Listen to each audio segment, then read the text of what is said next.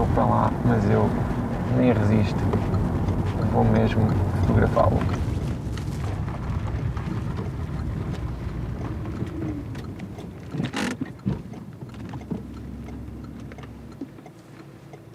Pode ser.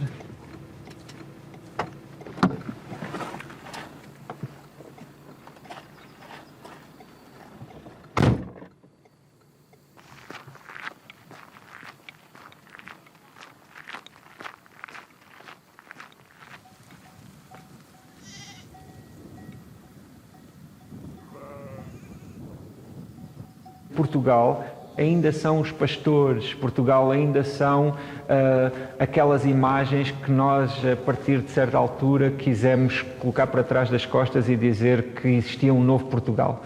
E eu acredito, de facto, também nesse novo Portugal. Muitas vezes até, tentando fazer uma piada sobre isso, até costumo dizer que há este Portugal e este Portugal, que é o que não tem piercings e o que tem piercings, na medida em que Portugal parece-me que é a junção dessas duas coisas. E no meu caso particular, na minha experiência e inclusivamente aqui da minha vivência das Galveias, aquilo que saltará mais à vista são justamente as casas desse Portugal mais tradicional, ou a pronúncia, ou todos esses aspectos. Mas foi aqui que eu tive a minha banda de hardcore, grindcore.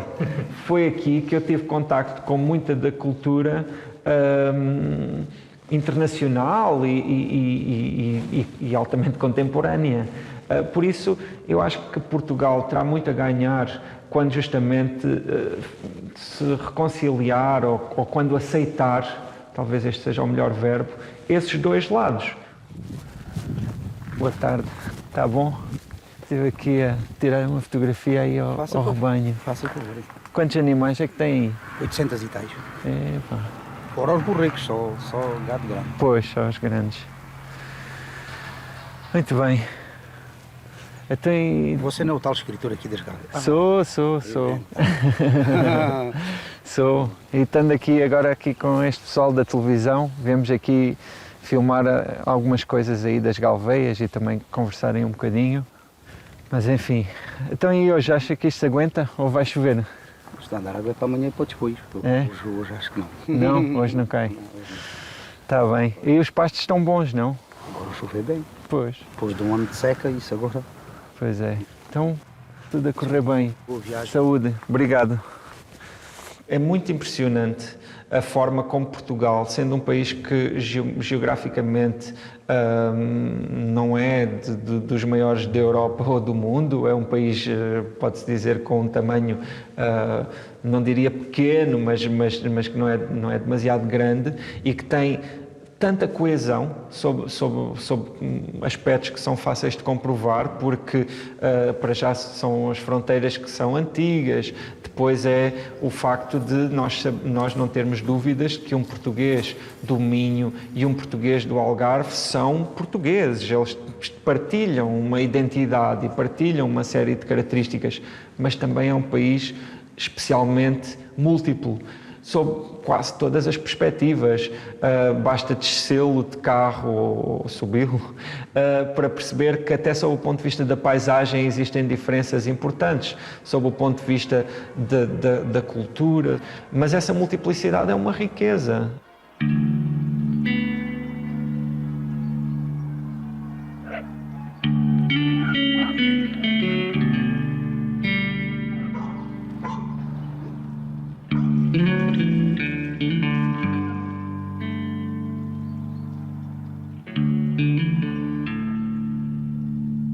Num certo sentido, Galveias é Portugal. É aquilo que é para ti Portugal. Sim. Costumo dizer que é o centro do meu mundo e é verdade. Acaba por ser o lugar onde aquele bico do esquadro assenta, para mim. É sempre o lugar onde eu regresso. Quando penso na minha casa, eu tenho a minha casa onde eu vivo, mas a casa é a casa dos meus pais, que é aqui nas Galveias. E acho que vai ser sempre assim. Sinto que Realmente o Alentejo, apesar de ter nascido aqui no alto do Alentejo, todo o Alentejo me diz bastante.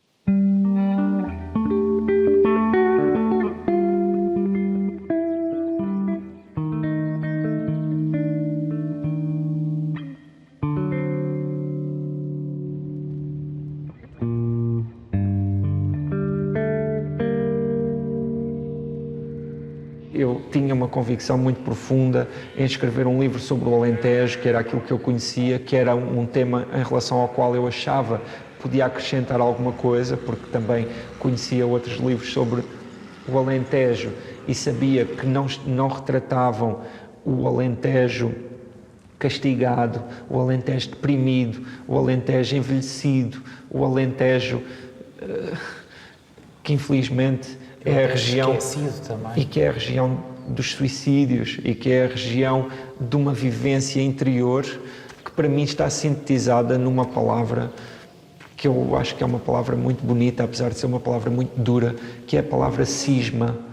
O Alentejo que cisma, aquela cisma que muitas vezes até é utilizada como justificação quando começa a tocar o sino, o toque de finados e se sabe que alguém se suicidou e se pergunta quem foi e depois, quando se tenta averiguar porque é que foi, alguém diz: ele já há muito tempo que andava a cismar.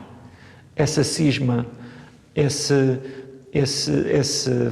questionar existencial, que eu acho que tem muito que ver com o Alentejo, tem muito que ver com esta natureza, tem muito que ver com o tamanho deste céu, tem muito que ver com uma coisa que é importantíssima, que é a passagem do tempo.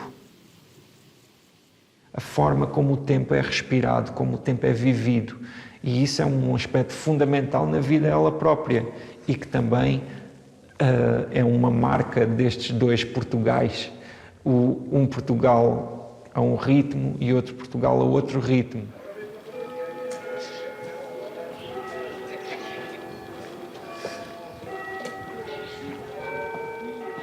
E é um sítio que muitas vezes é associado a muitas coisas, mas também à desesperança. Que lado da barricada estás enquanto português e enquanto alentejano? Do lado da esperança ou do lado da desesperança? Eu sempre me senti no lado da esperança. E neste preciso momento sinto que essa é a palavra que justamente é a palavra de toque em toda esta situação, é a palavra esperança, e isso é que não se pode perder em nenhum momento.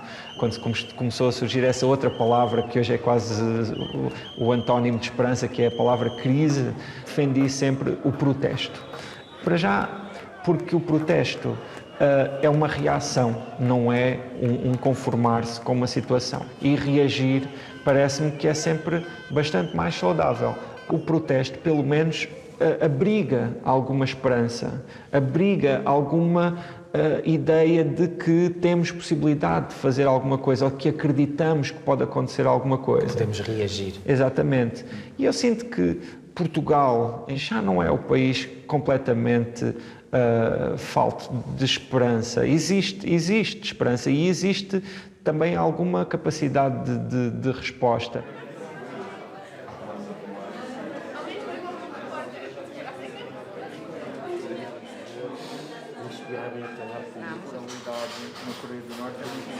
Interessei-me por este tema procurando algo que fosse diferente daquilo que eu conhecia, mas depois ao trabalhá-lo vim sempre às minhas próprias referências.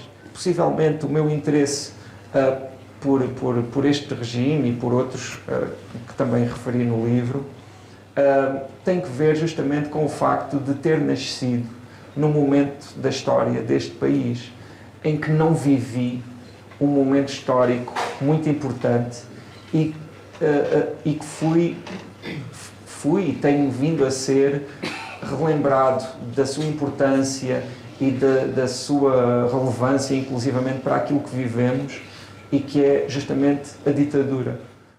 Aquilo que me caracterizava a mim e à minha geração, e que se calhar que ainda caracteriza de certa forma, é justamente o que não se viveu. E o que não se viveu foi essa ditadura, foi o peso da guerra colonial, o peso das grandes migrações, a censura, no caso da escrita, não é? No caso das artes em geral. Tendo escrito já inclusivamente sobre essa ditadura que não vivi, não é? O que até posso dizer que, em alguns aspectos, me deu liberdade. Escrever sobre aquilo que não vivi deu-me uma ausência de vínculos que me parece que, às vezes, para quem viveu esse tempo, acaba por ser um constrangimento no que diz respeito a exprimir-se, pronto, de uma forma que seja desimpedida, não é? Senti, pronto, essa necessidade porque é muito importante e nós vemos as marcas desse tempo hoje.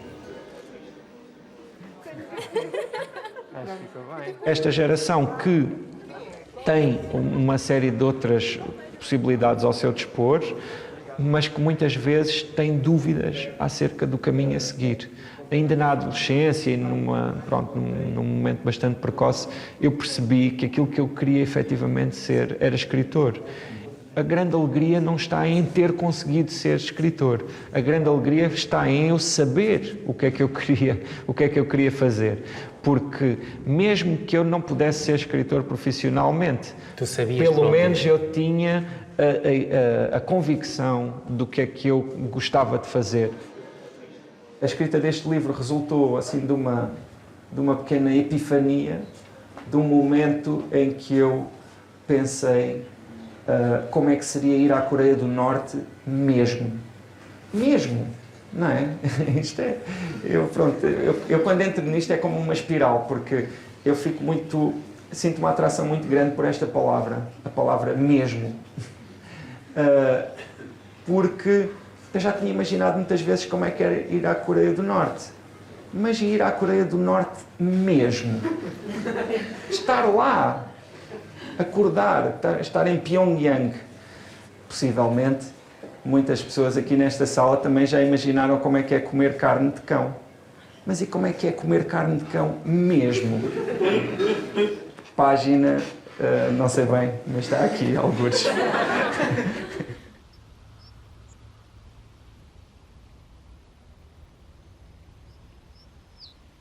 Portugal eu associo muito à minha mãe. A minha mãe e o meu pai são antes de mim, não é?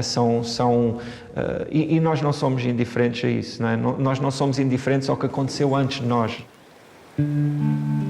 Pronto, um grande escritor, até tenho uma tatuagem desse escritor, imagina, que é o William Faulkner, tem uma frase que eu gostava de não deturpar demasiado, que diz algo como: o passado não morreu, o passado não é sequer passado ainda.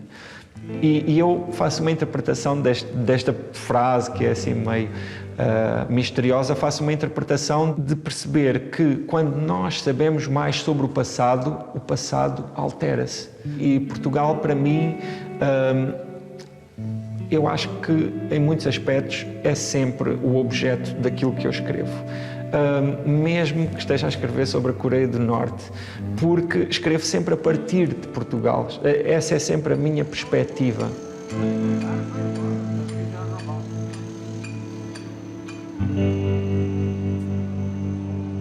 Eu acho que percebermos o nosso tamanho seria uma boa meta. E aquilo que eu faço na escrita é justamente tentar contribuir para isso. Normalmente, um dos meus temas preferidos é justamente Portugal, porque um dos meus temas preferidos, eu acho que se calhar até o mais importante, é eu próprio, saber quem sou, mas ao mesmo tempo também fazer algo que possa propiciar aos outros, um pequeno mecanismo, que possa propiciar aos outros também a possibilidade deles encontrarem respostas acerca dessa questão sobre eles próprios. E ao mesmo tempo tendo também a consciência de que essa resposta nunca será absoluta e definitiva. Nunca vamos saber exatamente e de uma forma acabada quem somos. Felizmente.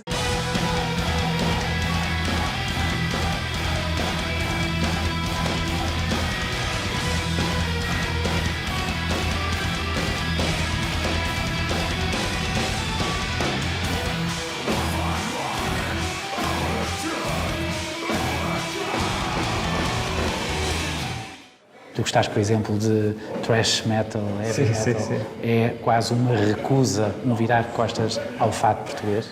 É curioso porque acredito que tenha tido alguma coisa a ver com isso no início, quando comecei a interessar-me por esses géneros musicais na adolescência, em que, na verdade, aquilo que os meus pais ouviam era justamente fado, e eu só comecei a gostar de fado, que é o mesmo que dizer só ouvi efetivamente fado, porque até aí quase que diria que os meus ouvidos estavam fechados ao fado, já adulto.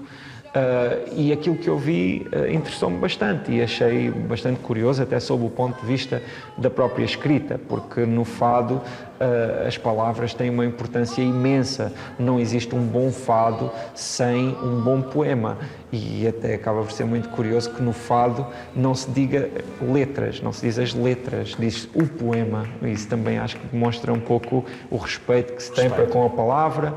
A poesia em Portugal tem um papel um pouco diferente do que tem noutros países da Europa e do mundo, até muito deve ao fado e muito deve à Amália Rodrigues, que colocou os grandes poetas. O fado agora está desse lado.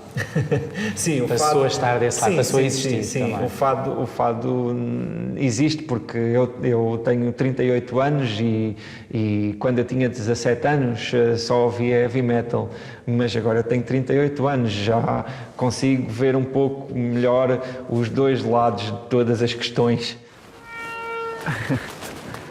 Então, tudo bem? Tu desces com os cabelos brancos aí.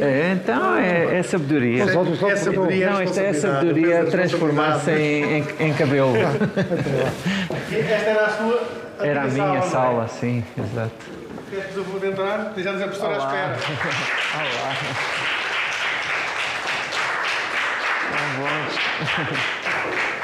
Olá. Olá.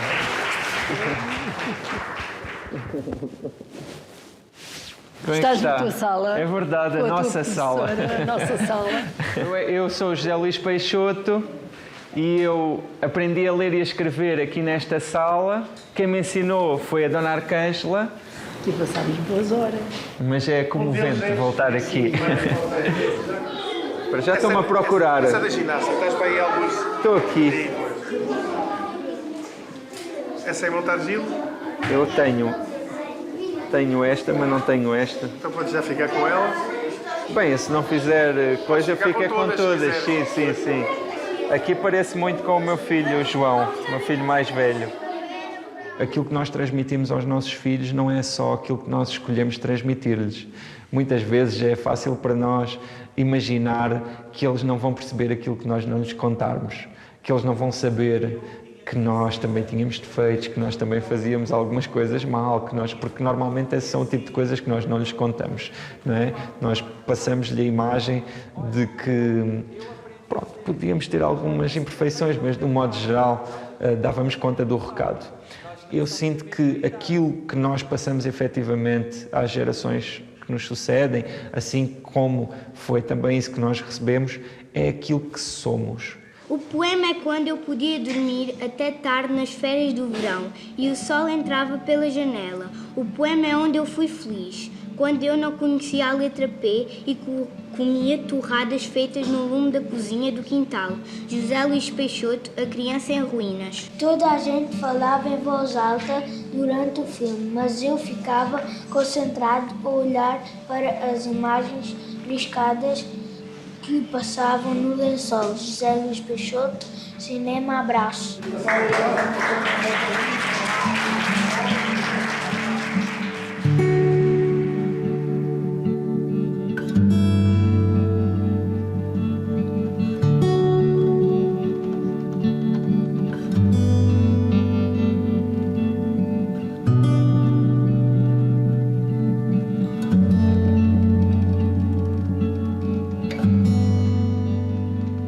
Que cor é que tem Portugal?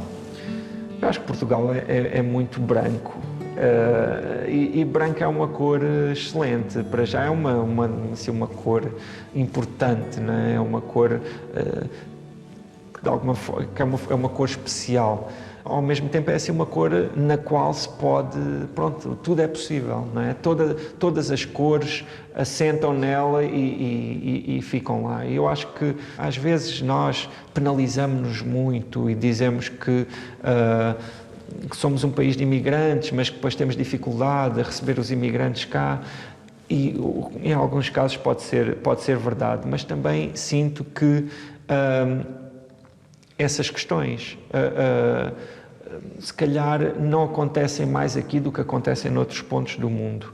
Eu acho que Portugal acaba por ser um país, na minha visão, bastante receptivo a outras culturas, bastante curioso até, e eu, pronto, não defendo de maneira nenhuma que tenhamos uma história impoluta e que isso seja a regra em todos os momentos, mas acredito que temos curiosidade pelos outros e também há muitos exemplos que demonstram que quando fomos para outros países e agora voltamos a ter muita gente a emigrar, pronto, o fazemos também com alguma curiosidade.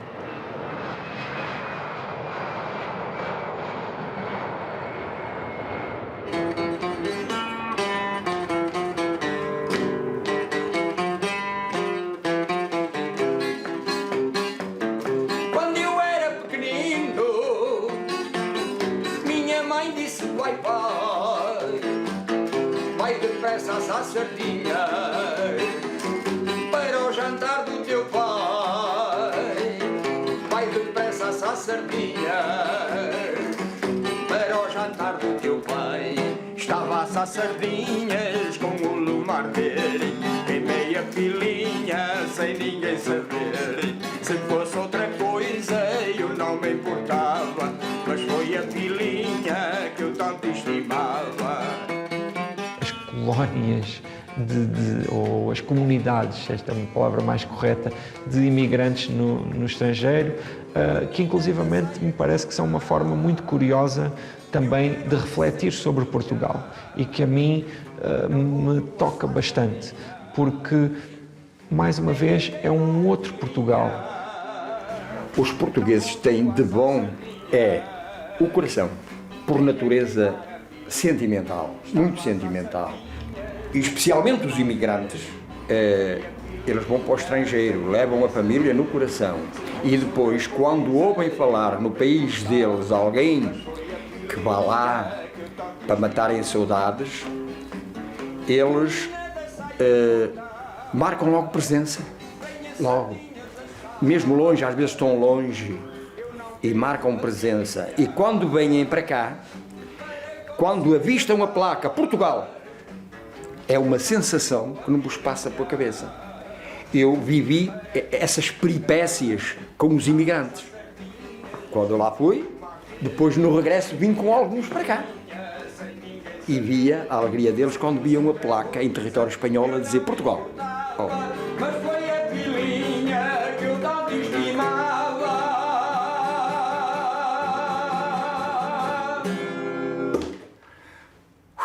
Ali Portugal está presente, não tenho dúvidas nenhumas disso. No entanto, a nós que estamos aqui em Portugal, quando chegamos nessas comunidades, seja no Luxemburgo, seja no Canadá, seja na África do Sul, encontramos, algumas diferenças importantes da forma como as pessoas veem Portugal nesses lugares e como nós vemos.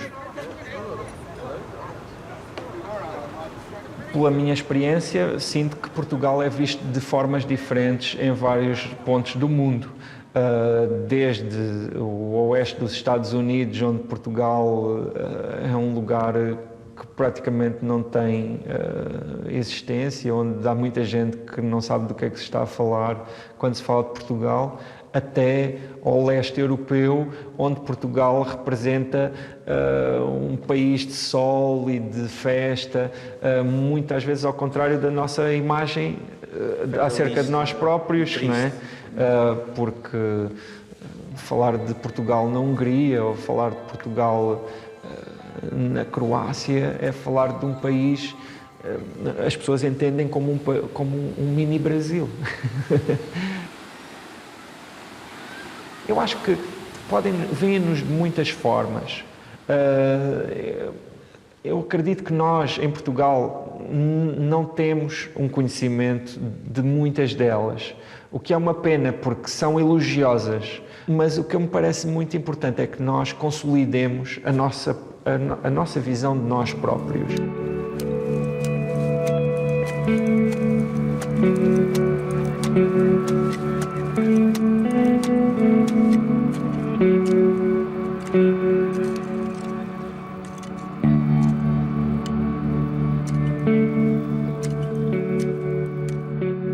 Aquelas imagens da senhora viúva a atravessar a rua ou a varrer a porta de casa ou do senhor que vem da horta no burro. Isso ainda é Portugal, ainda existe esse senhor e essa senhora.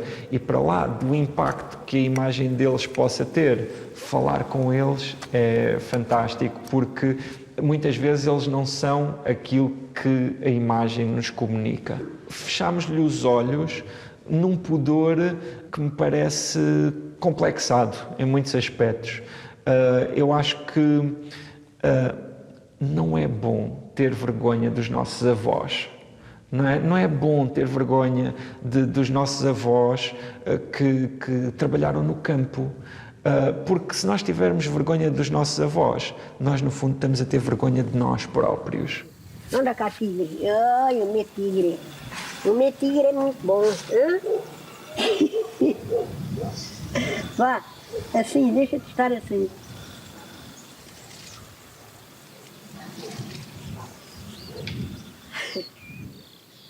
Os mais velhos tiveram sempre uma importância muito grande para mim, até durante o meu crescimento. Eu lidei sempre com pessoas mais velhas. Para já têm uma poética, até sob o ponto de vista literário, sob o ponto de vista do vocabulário, do ritmo, da capacidade de expressão, que é muitíssimo própria.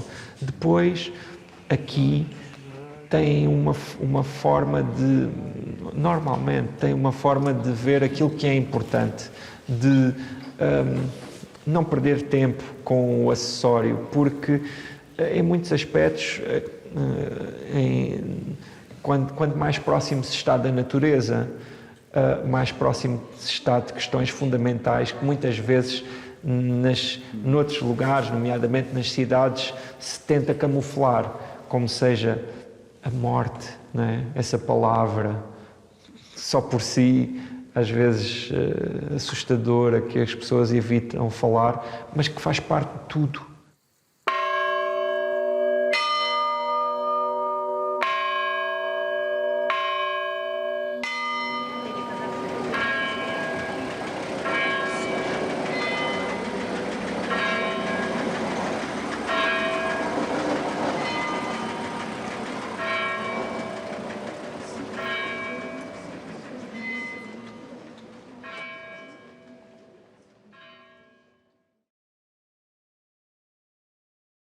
Tu tens um sonho para Portugal? Eu sonho que para já sonhava que Portugal fosse um país mais estável. Sinto que muitas vezes é um país muito bipolar.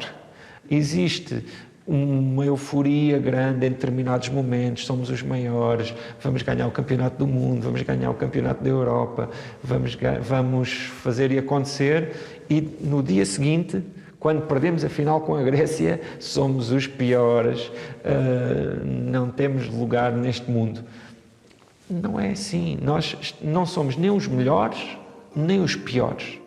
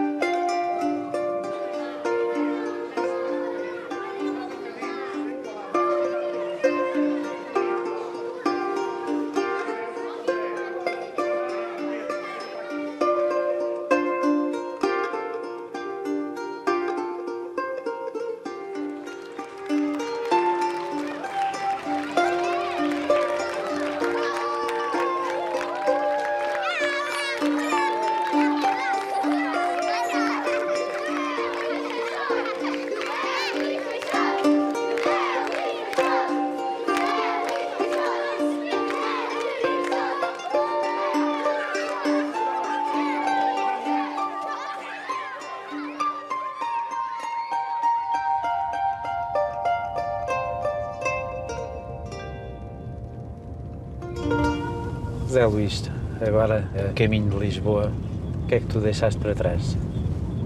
Para mim, atualmente é um pouco difícil responder a essa pergunta porque eu já não vivo lá há bastante tempo, a minha vida já se foi construída noutros lugares, embora para mim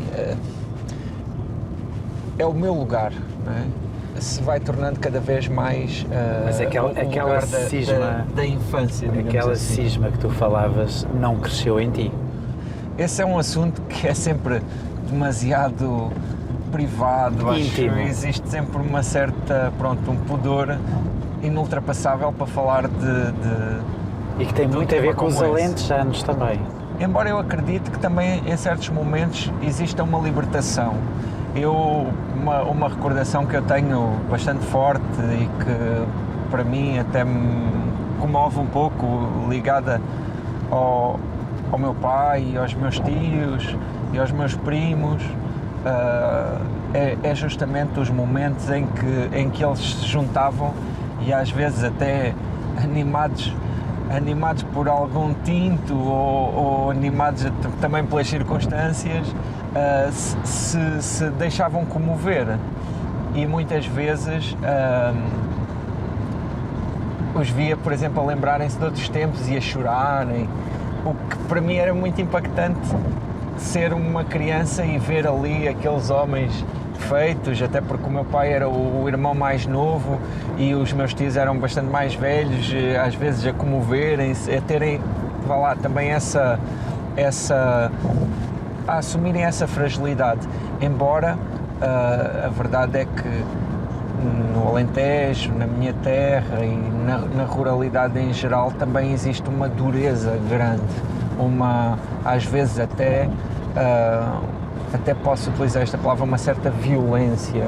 Sabes que aquilo que mais me impressionou foi a sensação de partilha. É que aquela gente não é só a tua partilha, não é o que tu dás de ti. É que aquelas pessoas sentem que quando tu foste embora, quando tu vais, um bocado delas vai contigo.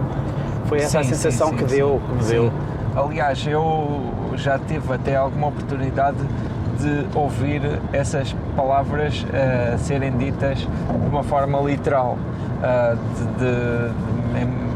Já em muitas ocasiões tive a oportunidade de ser homenageado na minha terra, o que é uma coisa que me deixa naturalmente muito feliz, porque ter o reconhecimento por parte daquelas pessoas significa para mim ter o reconhecimento por parte de pessoas que efetivamente têm um significado muito profundo para mim e que me traz uma realização muito grande que isso aconteça, e em alguns desses momentos já ouvi justamente essas palavras, dizer que onde eu estou estão as Galveias, onde eu estou está a minha região, porque eu sou isso.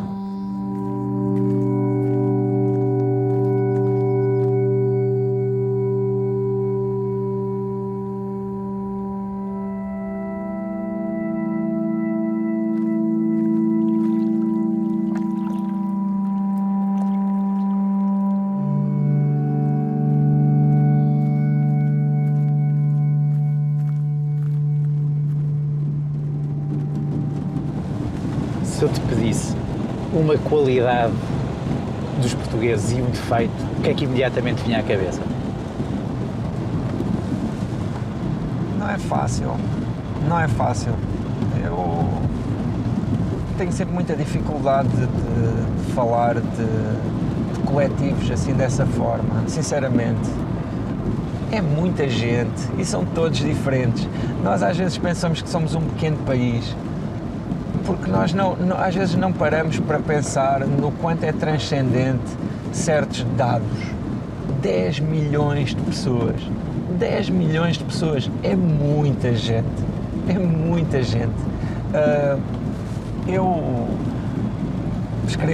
tenho publicado livros há 12 anos e a partir de certa altura eles começaram a ser traduzidos para outras línguas e isso deixa-me muito feliz, como é óbvio.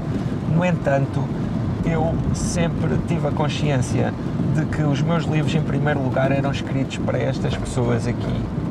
E quando eu penso em quem são estes aqui, em quem são essas pessoas a quem se destina esses livros, que no fundo tem um pouco a ver com a pergunta que me colocaste, que é no fundo quem são estes portugueses, quais são as suas qualidades e os seus defeitos.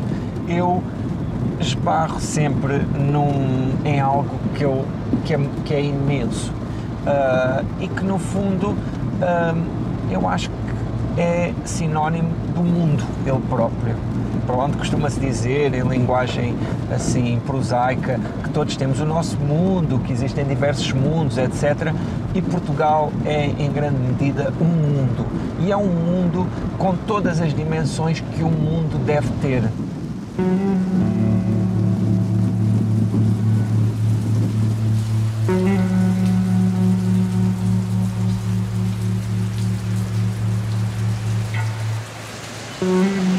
E os políticos e a política?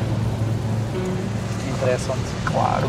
Tu és uma bandeira, por exemplo, dos professores em Portugal.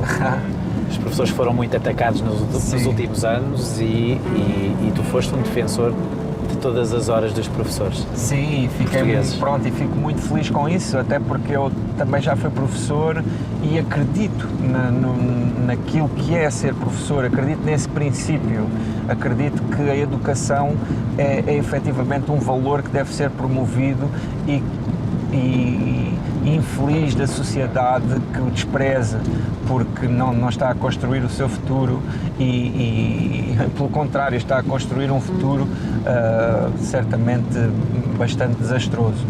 Eu acho que a política não podemos ignorá-la, principalmente quando estamos numa posição em que temos uma voz que tem uma repercussão maior ou menor para um coletivo. E nessa medida eu, naturalmente que não abdico das minhas posições políticas, já os políticos é outra conversa, não é?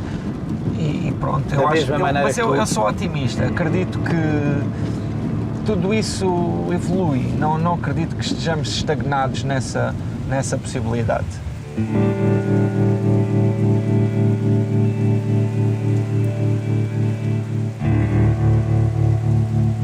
Neste momento, parece-me que grande parte da falta de esperança faz-se sentir por não se encontrar uma alternativa, por existir a sensação de que não se quer nem o que está, nem o que se propõe a estar.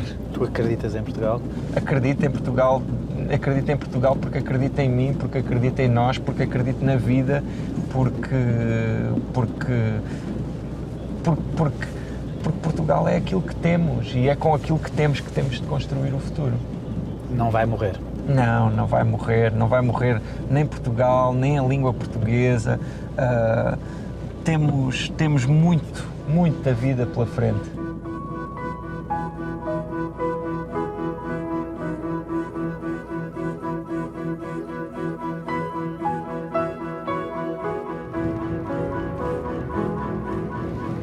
Portugal.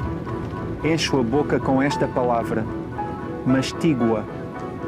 Preencho impressos com os números de uma data em que tinha 3 quilos e 700 gramas. Portugal é o nome de pessoas que telefonam umas às outras, que se ultrapassam na autoestrada e que se despedem com a mesma sílaba. O dia em que nasci é a minha mãe, com as pálpebras desmaiadas sobre os olhos, a pensar em labirintos e a tricotá-los no centro dos seus sonhos. Portugal e o dia em que nasci misturam-se sem perderem cor, são matérias complementares na lamela de um microscópio. Portugal e o dia em que nasci são irmãos gêmeos, vestidos de igual, que os parentes mais próximos se entretêm a tentar distinguir. O dia em que nasci é Portugal, um país completo, mas Portugal é muito mais do que apenas um dia. Portugal é o instante exato em que nasci.